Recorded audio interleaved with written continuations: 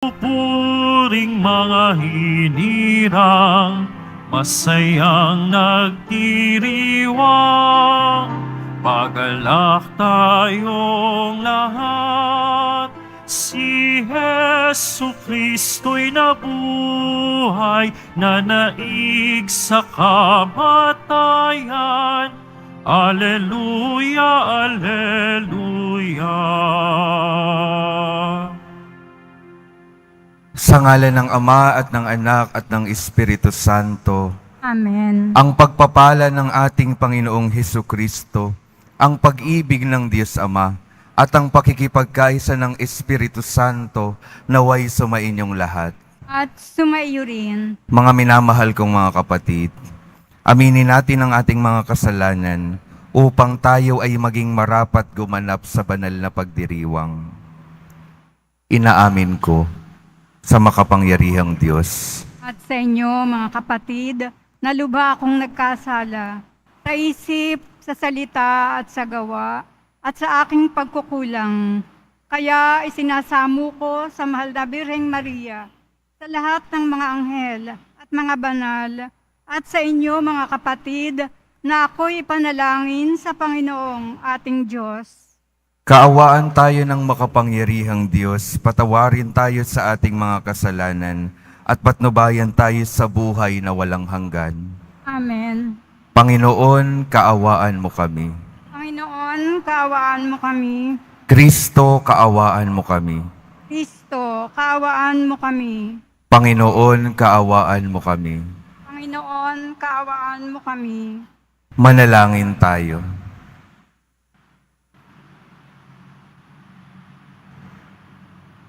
Ama naming makapangyarihan, sa pagbibigay mo sa amin ng bagong pagsilang sa binyag, pinagkalooban mo kami ng buhay mong walang wakas. Kaming pinatawad at binuhay para makapiling mo kailanman, ay pasapitin mo sa kaganapan ng iyong kadakilaan. Sa pamamagitan ni Hesukristo, kasama ng Espiritu Santo, magpasawalang hanggan. Amen. Magsiupo muna po ang lahat. Pagbasa mula sa mga gawa ng mga apostol. Noong mga araw na iyon, nagpunta si Pablo sa Derbe at Listra, at may isang alagad doon na ang pangalay Timoteo, anak ng isang mananampalatayang Hudyo at ng isang Griego. Pinatunayan ng mga kapatid sa Listra at sa Iconio na mabuting tao si Timoteo.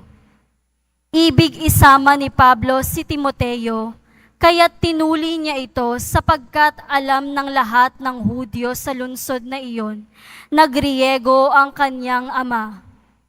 Sa bawat lungsod na kanilang dinalaw, ay ipinaalam nila sa mga kapatid ang pasya ng mga apostol at matatanda sa Jerusalem, at iniutos na sundin iyon.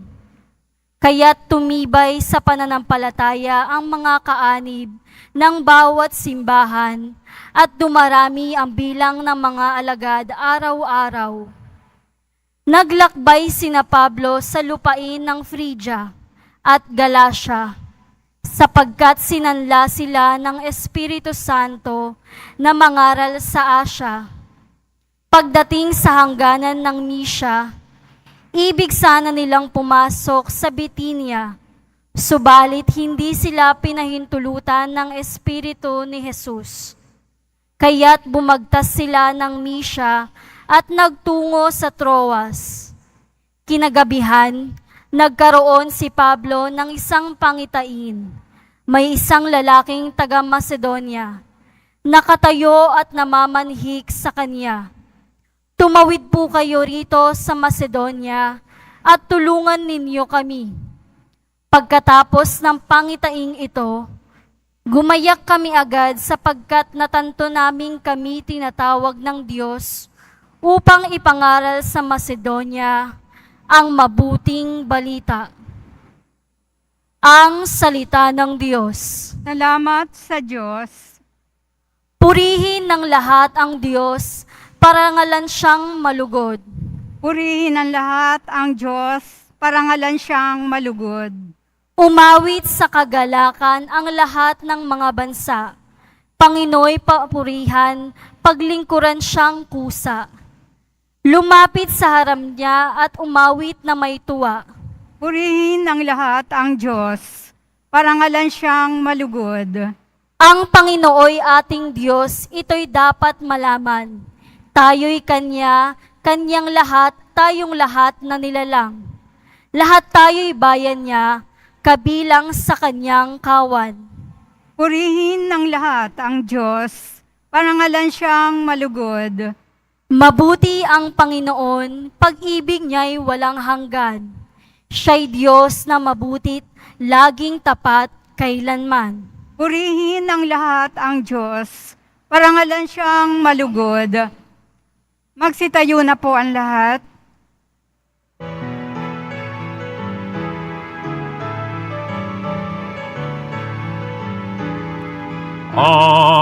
Alleluia, Alleluia, Alleluia, Alleluia.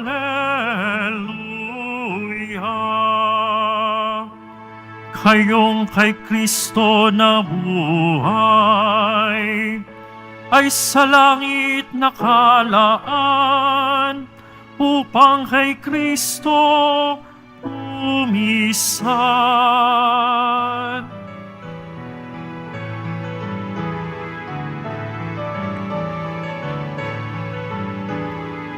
Alleluia,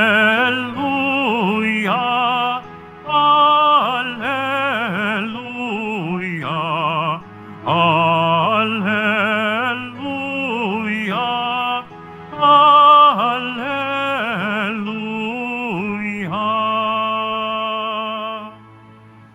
Sumainyo ang Panginoon. At sumaiyo rin. Ang mabuting balita ng Panginoon ayon kay San Juan. Papuri sa iyo, Panginoon. Noong panahong iyon, sinabi ni Jesus sa kanyang mga alagad, "Kung napupuot sa inyo ang sanlibutan, dapat ninyong malamang napuot na ito sa akin bago sa inyo. Kung kayo nga'y sa sanlibutan, iibigin kayo nito bilang kanya.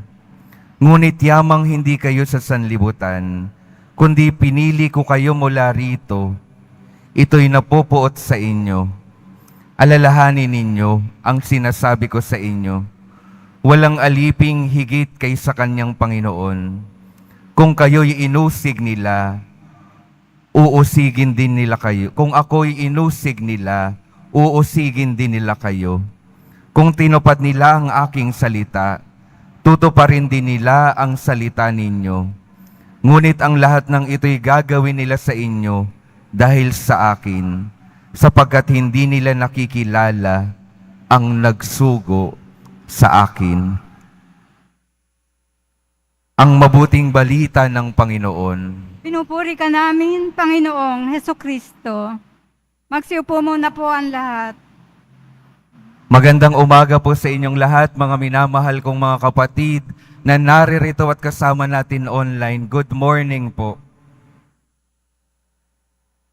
Pakingitian naman po yung mga katabi, pakisabi sa kanila, magandang buhay. Magandang buhay. Alam ko po kahit meron tayong mga pinagdadaanan sa linggo, sa araw-araw ng ating mga buhay, maganda pa rin yung ating mga buhay sa kabila ng mga iyon. Dahil mayroon tayong Diyos na palaging sumasama sa atin. At yun nawa yung patuloy nating pagkapitan na sa lahat ng panahon ng ating buhay, meron tayong Diyos na hindi tayo iiwanan at hindi tayo pababayaan. At ninanais ng Diyos na tayo ay maitawid mula sa buhay na ito patungo sa mas magandang buhay, sa buhay na walang hanggan sa kalangitan. Kaya mga minamahal kong mga kapatid, yun yung patuloy nating pagkapitan ng pag-asa sa araw-araw at para magkaroon tayo ng magandang pagtanaw sa bawat umagang dumarating sa ating mga buhay. Sa atin pong mga pagbasa, may dalawang tanong po akong gustong sagutin. Unang tanong, Ano ba yung nagiging dahilan? Bakit lumalaganap yung mabuting balita sa mundo? Ano ba yung dahilan? Bakit dumadami yung mga mananampalataya? Kung mapapansin po natin sa unang pagbasa, unti-unting lumalawak yung naaabot ng pananampalataya ng kwento ng ating Panginoong Hesus dahil may mga taong nagdadala nito sa iba't ibang parte ng mundo. May mga alagad ng Diyos na kung saan-saan nagpupunta upang ibahagi ang kwento ng ating Panginoon. At mahalagang makita sa unang pagbasa, sila San Pablo, bago sila magpunta sa iba't ibang mga lugar, hinihingi nila yung gabay ng Espiritu Santo. Mahalagang nais nating maglingkod, pero mahalagang aspeto rin ay hihingin natin yung paggabay ng Espiritu Santo. Dahil yung ating mga efforts, yung ating mga panahon, yung ating mga ginagawa, magiging mabunga lamang ito kung ito ay ginagawa natin kasama ang ating Panginoon, kasama ang Espiritu Santo. Kaya ito yung mahalagang buksan natin yung ating mga sarili. Alam ko marami sa atin ang nagnanais na magbahagi, magbigay ng panahon, na magbahagi ng talento, magbigay ng yaman para sa misyon ng simbahan. Napakahalaga rin na sa ginagawa nating mga iyon, sa pagnanais nating magawa ang mga iyon, kailangan nating hingin ang paggabay at tulong palagi ng Espiritu Santo. Dahil yung Espiritu Santo naman po talaga yung magbibigay sa atin ng inspirasyon at magbibigay sa atin ng patuloy na lakas para mapagpatuloy yung ating mga misyon. Dahil ayun po yung nagbigay ng lakas kanila San Pablo sa kanilang pagmimisyon sa kung saang lugar. Kahit na may mga lugar na tumatanggi sa kanila, hindi naniniwala sa kanila, patuloy nilang ginagawa ang paglilingkod dahil alam nila na patuloy silang bibigyan ng lakas ng Espiritu Santo. Unang imbitasyon po sa ating paglilingkod, buksan natin yung ating mga buhay sa Espiritu Santo para patuloy tayong mabigyan ng lakas upang mapagpatuloy yung pagbabahagi ng mabuting balita. Yung ikalawa pong tanong na dapat nating masagot sa ating pagninilay sa araw na ito, habang naglilingkod naman, alam po natin ito, habang lumalapit tayo sa Panginoon, minsan darating yung mga paghihirap. Ang tanong natin sa Panginoon kung minsan, bakit kung kailan ako nagsusumikap na maging mabuti, bakit andito naman dumadating yung mga nanguusig sa akin, nagpapahirap sa akin? Kapag kung kailan ako nagsisimulang magbago, maraming tao ang nagsasalita ng masama tungkol sa akin. Naranasan niyo po ba iyon? Siguro yung iba po naranasan, nagbabago na nga ako pero inaasar pa ulit ako ng mga taong ito. Parang ayaw akong maging mabuti. Sa totoo po, meron pong kwento ng isang dating nakulong po na lumapit sa akin pagkatapos ng isang misa. Wala pa po ako dito sa parokyang ito. Nasa San Miguel po ako noon. Pagkatapos po ng misa namin, lumapit sa akin yung dating nabilanggo. Sabi niya, hindi pa po ako pari noon, "Brother, hirap na po ako." Bakit naman po? Kinuwento niya po, nabilanggo siya dahil sa ganitong kasalanan niya, nagawa niyang mali. Pero sabi niya, "Brother, nagsusumikap na po talaga akong maging mabuti." Sa katotohanan, ang una kong pinuntahan pagkalaya ko ay itong simbahan na ito dahil gusto kong magpasalamat sa Diyos sa ibinigay niyang kalayaan sa akin.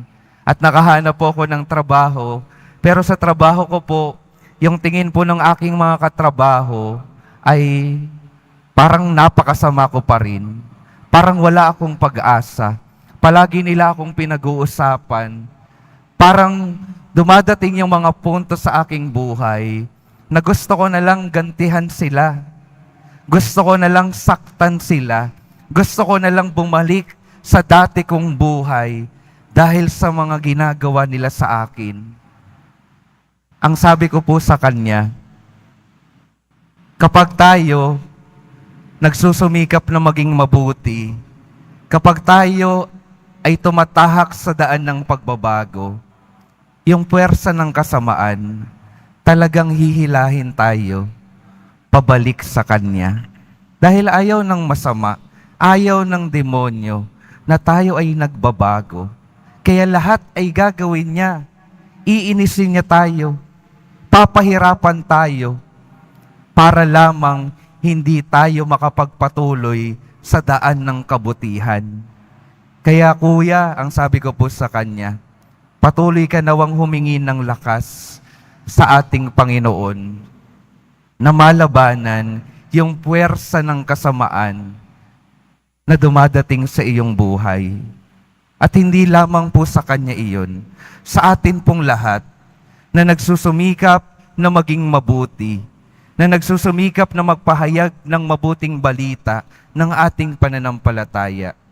Patuloy po na magpapadala ang puwersa ng masama, ng mga pagsubok na magbibigay ng pagdududa sa ating pananampalataya, para tayo ay manghina at unti-unting tumigil sa pagpapalaganap ng mabuting balita.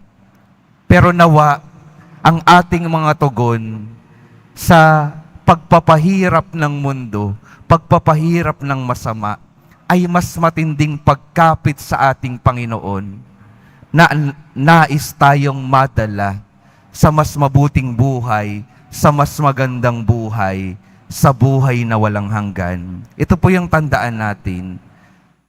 Sa matitinding pagsubok at pagpapahirap ng mundo, ang sagot dito ay mas matinding pagkapit sa ating Panginoon, na lubos na nais tayong dalhin sa mas magandang buhay.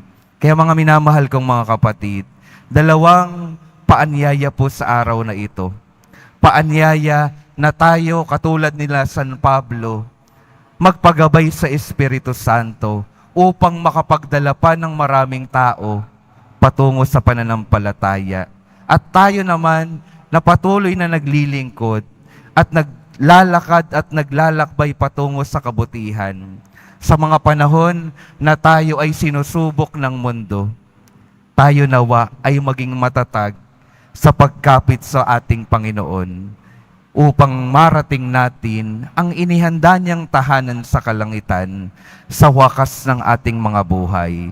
Kaya mga minamahal kong mga kapatid, ang patuloy nating panalangin sa pagpapatuloy ng ating pagdiriwang.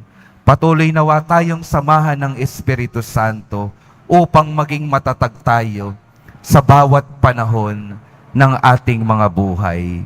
Ngayon pa lamang hanggang sa buhay na walang hanggan. Amen.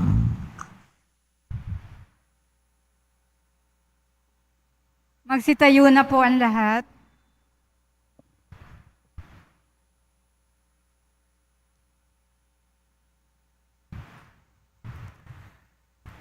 Minamahal kong mga kapatid, buong kagalakan nating purihin ang Panginoon na bumubuhay sa Kanyang anak mula sa mga patay.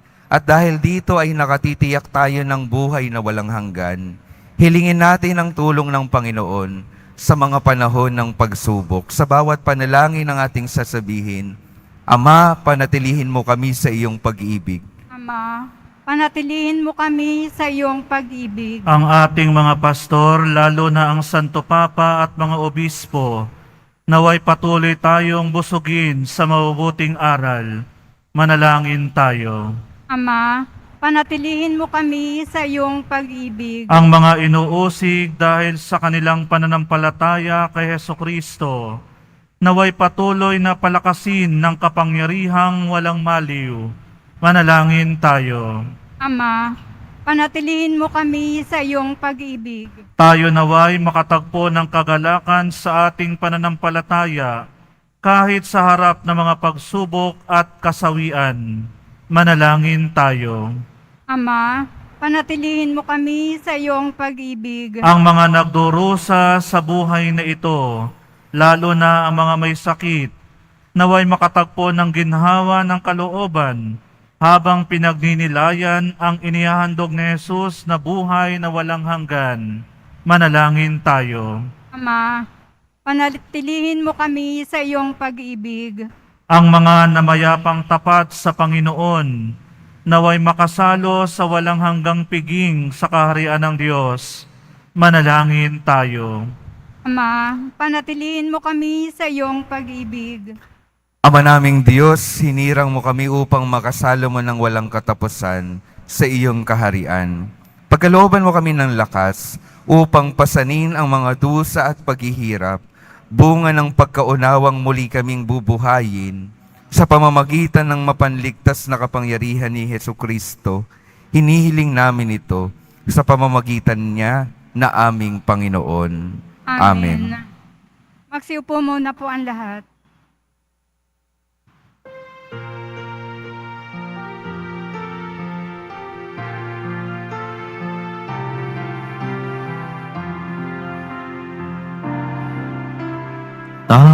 Tanggapin mo, O Panginoon, ang alay ng bayang nagdiriwang. Puhunan mong bigay ang alak at tinapay, handog ng pagkabuhay. Pinupuri kita, Poon, sapagkat ako'y iniligtas. Mga kaaway di makuhang matuwa mula sa libingan. Tanggapin mo, O Panginoon, ang alay ng bayang nagdiriwang. Puhunan mong bigay ang alak at tinapay, handog ng pagkabuhay. Magsitayo na po ang lahat.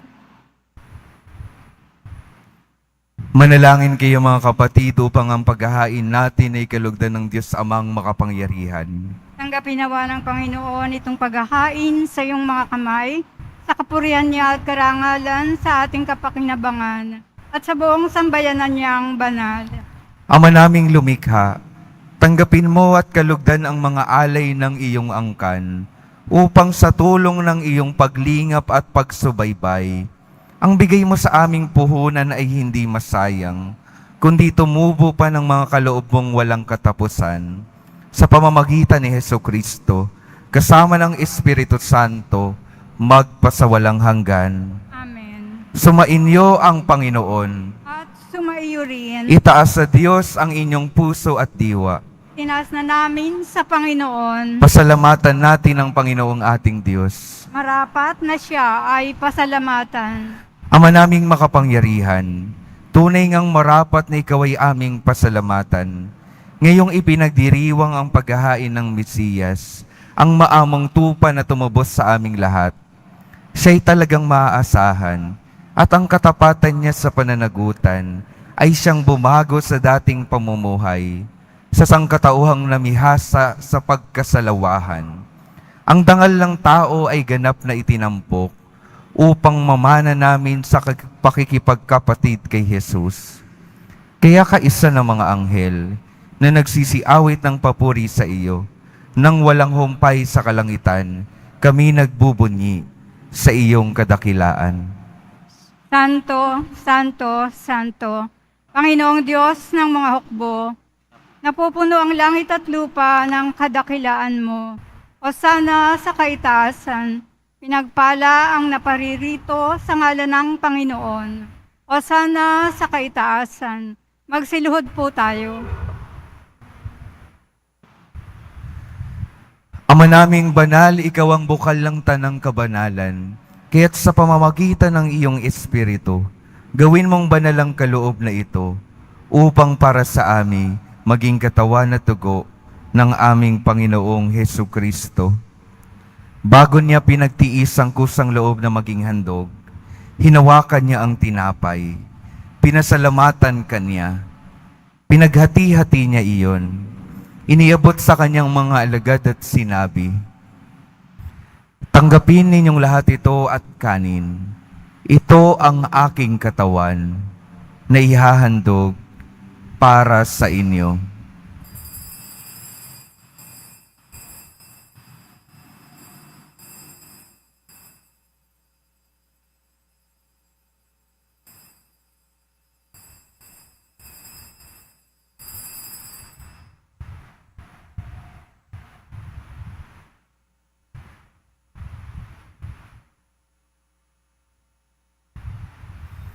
Gayon din naman nung matapos ang hapunan, hinawakan niya ang kalis, muli kanyang pinasalamatan, iniabot niya ang kalis sa kanyang mga alagad at sinabi, "Tanggapin ninyong lahat ito at inumin.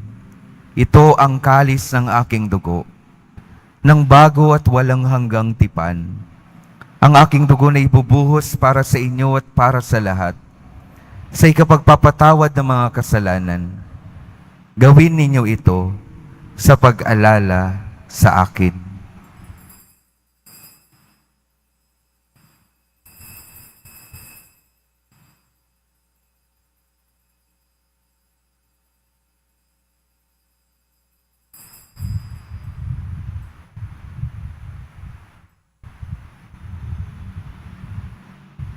Magsitayo na po ang lahat. Ipagbunyi natin ang misteryo ng pananampalataya. Si Kristo'y namatay, si Kristo'y nabuhay, si Kristo'y babalik sa wakas ng panahon. Ama, ginagawa namin ngayon ang pag-alala sa pagkamatay at muling pagkabuhay ng iyong anak. Kaya't iniaalay namin sa iyo ang tinapay na nagbibigay buhay at ang kalis na nagkakaloob ng kaligtasan. Kami nagpapasalamat dahil kami iyong minarapat na tumayo sa harap mo para maglingkod sa iyo. Isinasamo namin kaming magsasalo-salo sa katawan at dugo ni Kristo ay mabuklod sa pagkakaisa sa pamamagitan ng Espiritu Santo. Ama, lingapin mo ang iyong simbahang laganap sa buong daigdig. Puspusin mo kami sa pag-ibig. Kaysa ni Francisco na aming Papa at ni Jose na aming Obispo at ng Tanang Kaparian. Alalahanin mo rin ang mga kapatid naming nahimlay nang may pag-asang sila'y muling mabubuhay. Gayon din ang lahat ng mga pumanaw. Kaawan mo sila at patuloyin sa iyong kaliwanagan. Kaawan mo at pagindapatin kaming lahat na makasalo sa iyong buhay na walang wakas. Kaysa ng mahal na Birheng Maria na Ina ng Diyos, ng kabiyak ng puso niyang si San Jose, kaysa ng mga apostol, ni San Juan Bautista at ng lahat ng mga banal na namuhay dito sa daigdig ng kalugod-lugod sa iyo. Maipagdiwang nawa namin ang pagpupuri sa ikararangal mo sa pamamagitan ng iyong anak na aming Panginoong Hesu Kristo.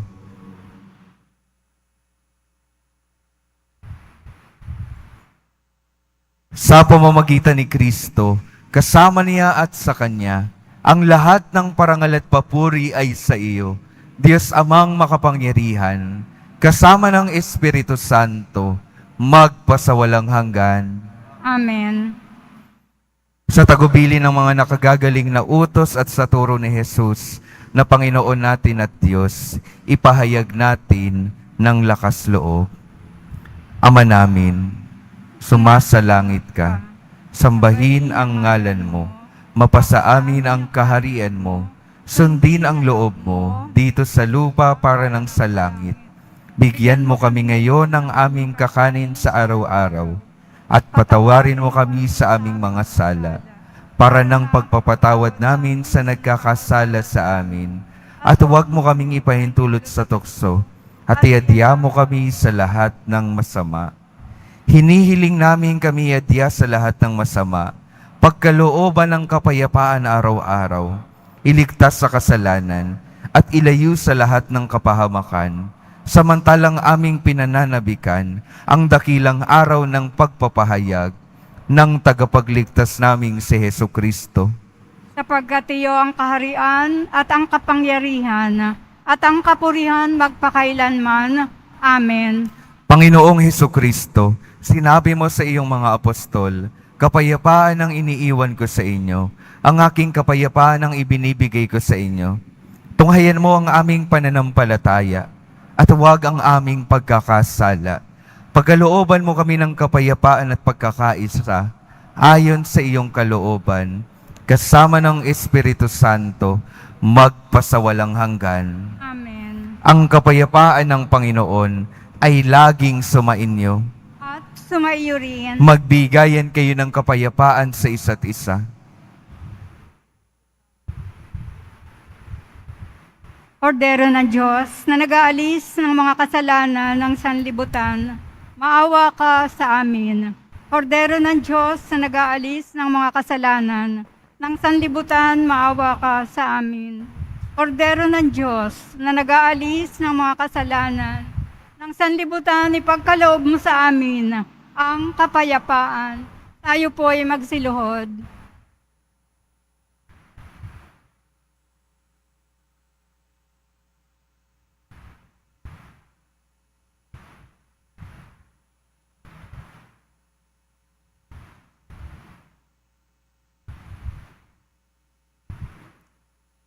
Ito ang kordero ng Diyos. Ito ang nag-aalis ng kasalanan ng sanlibutan. Mapalad ang mga inanyayahan sa kanyang piging. Panginoon, hindi ako karapat-dapat na magpatuloy sa iyo, ngunit sa isang salita mo lamang ay gagaling na ako.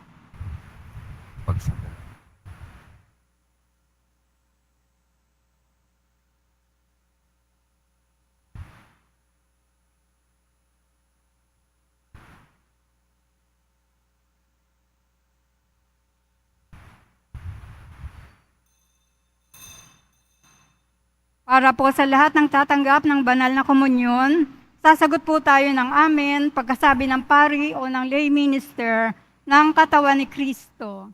At isubo agad sa bibig bago umalis sa harapan ng pari o ng lay minister.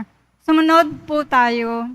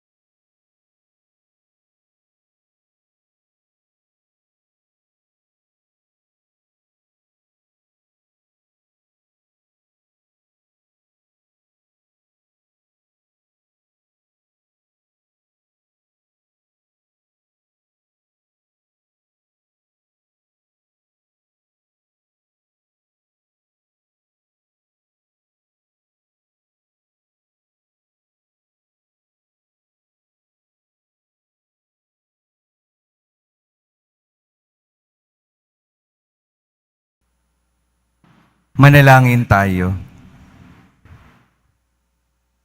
Ama naming mapagmahal, ipagpatuloy mo ang iyong matapat na pagsubaybay sa iyong mga dinudulutan ng kaligtasan upang ang mga ipinagpakasakit na sagipin ng iyong anak ay makinabang sa pagkabuhay niyang nagbibigay galak.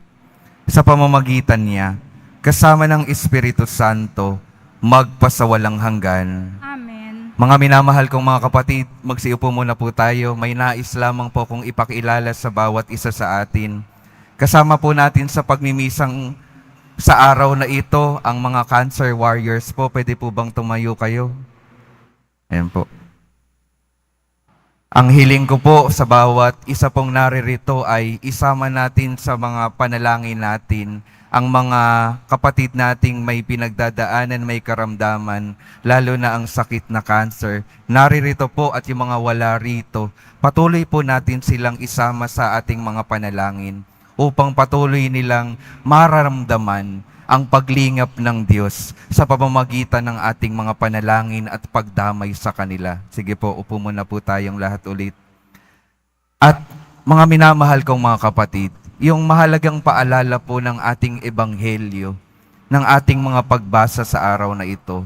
Una, maging katulad tayo ni San Pablo na nagdadala ng mabuting balita sa buhay ng bawat isa at maging matatag sa pagpapahayag ng pananampalataya sa kabila ng mga paghihirap. Alam po ninyo, yung nagdala po ng mga cancer warriors dito ay dati din pong may sakit ng cancer po, si Miss Paula po. Sa pamamagitan ng kanyang pakikiharap sa ating Poong Jesus Nazareno, napagaling siya.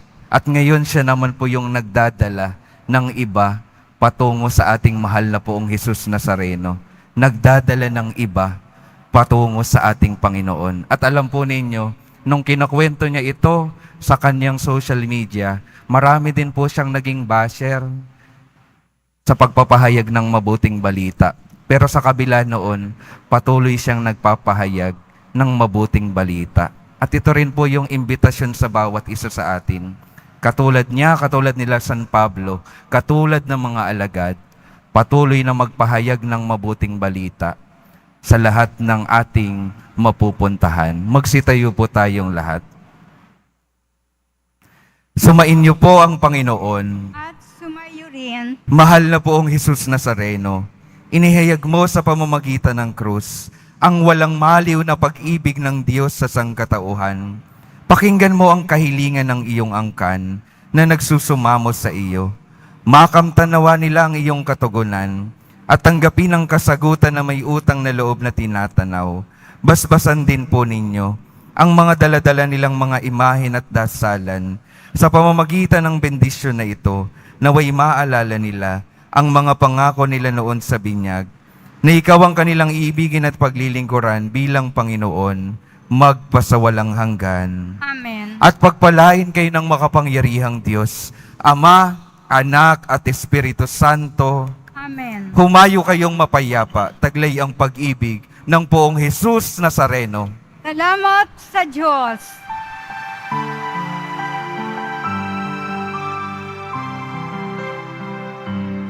Nuestro Padre Jesus Nazareno, sinasambahan namin, pinipintuho ka namin, aral mo ang aming buhay at kaligtasan.